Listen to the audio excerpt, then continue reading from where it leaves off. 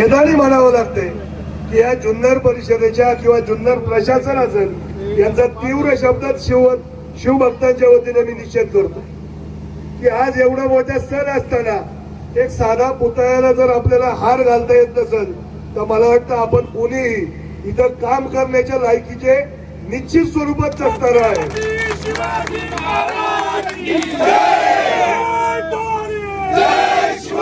आणि जर आपल्याला कोणाला हे जमत नसेल तर निश्चित स्वरूपात आम्हाला सांगा।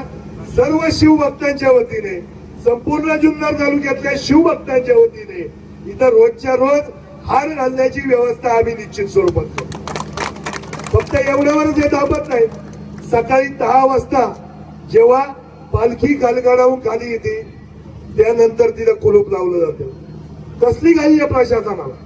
जर हे करणार नसाल तर मला वाटतं याच्यावर निश्चित स्वरूपात काहीतरी निर्णय घेऊन शिवभक्तांच्या वतीने मी तुम्हाला जाहीर सूचना देतो। जाहीर तुम्हाला एक गोष्ट सांगू इच्छितो, तुमच्या ज्यांनी होणार नसेल तर तुमची पदं सोडून द्या। फक्त लोकप्रतिनिधीच नाही तर इथं कायद्याचे सगळे लोक इथं उपस्थित असतात। जुन्नर हे तुमचं तालुक्याचं गाव आहे, तालुक्याचं ठिकाण आहे आणि असं असताना सुद्धा जर हे जाणीवपूर्वक प्रशासन करतंय की काय याची नोंद आपल्याला सगळ्यांना घ्यावी लागेल।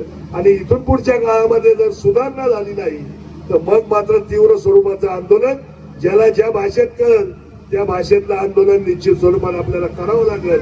आज शिवजयंतीच्या मुहूर्तावर आपल्याला एवढं सांगू इच्छितो, मनापासून शिवजयंतीच्या आपल्याला सगळ्यांना शुभेच्छा देत असताना नारायणगाव नगरीमध्ये संध्याकाळी बानगोडे पाटलांचं व्याख्यान आयोजित आपण केलं आहे। तर शिवविचार हे सातत्याने दरवर्षी वेगवेगळ्या पद्धतीने आज आपल्या तरुणांवर हे शिवविचार आपण बानगोडे सर आपल्याला देणार आहेत आणि निश्चित स्वरूपात त्या कार्यक्रमाला आपण आवर्जून उपस्थित राहावं।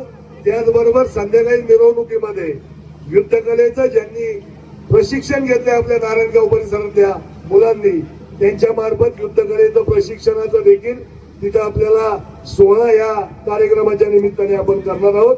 आपण सगळ्यांनी उपस्थित राहावं आणि मला वाटतं अधिकचा वेळ न घेता आपण सगळेजण उपस्थित झालात। मनापासूनचे सगळ्यांचे आभार व्यक्त करतो।